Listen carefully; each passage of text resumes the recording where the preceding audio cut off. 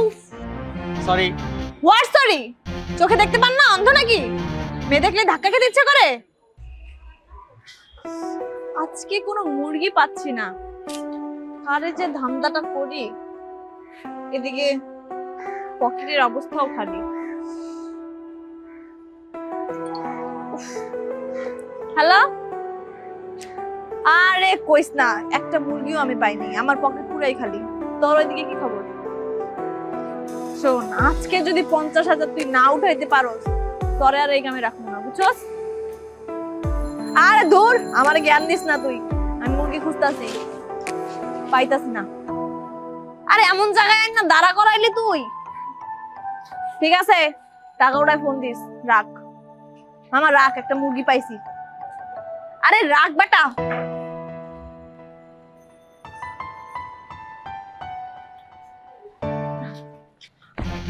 উফ, sorry. What sorry? চোখে দেখতে পান না, অন্ধ নাকি? মেয়ে দেখলে ধাক্কা খেতে ইচ্ছে করে? আসলে আপু, আপনি যেরকমটা ভাবছেন ওরকমটা না। আমি ইচ্ছা করে কিন্তু ধাক্কাটা খাইনি। রাস্তায় বের হয়ে চোখ দিয়ে দেখে হাঁটবেন। এটা ঠিক আছে, আমি তো দেখেই চলতেছি, তাই না? বললাম তো সরি। ইটস ওকে, ওকে, আপনার সরিতে কাজ হবে না, যান।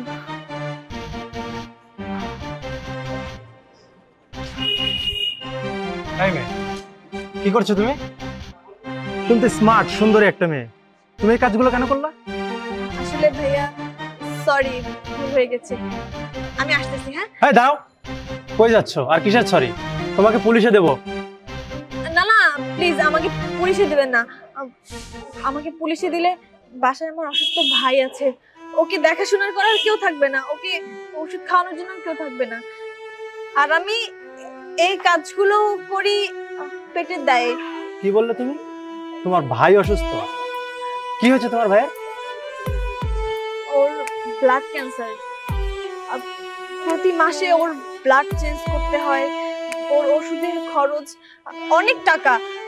এত টাকা কোথায় পাবো? আমি একটা জব করতাম ছোটখাটো, ওখানে কতই বা বেতন পেতাম, 10,000 15,000। আসলে এটা দিয়ে আমার ভাইয়ের চিকিৎসা, ওর ওষুধের বিল হচ্ছিল না, তাই এই পথটা আমি বেছে নিয়েছি।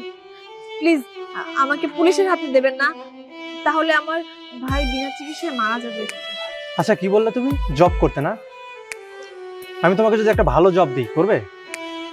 হ্যাঁ, আমার কোনো প্রবলেম নেই। উত্তরায় আমার বাইং হাউসে তোমাকে জব দিতে চাচ্ছি, তুমি করবে? বাই দ্য ওয়ে, তোমার পড়াশোনার যোগ্যতা? আমি বিবিএ কমপ্লিট করেছি। তাহলে তো হয়ে গেল। আমার কোম্পানির একজন এমপ্লয় রিসেন্ট চলে গেছে। তুমি একটা কাজ করো, কালকে আমার অফিসে আসবে, ঠিক আছে? আরে খারাপ কাজগুলো করো না। ঠিক আছে, তাহলে কাল দেখা হচ্ছে।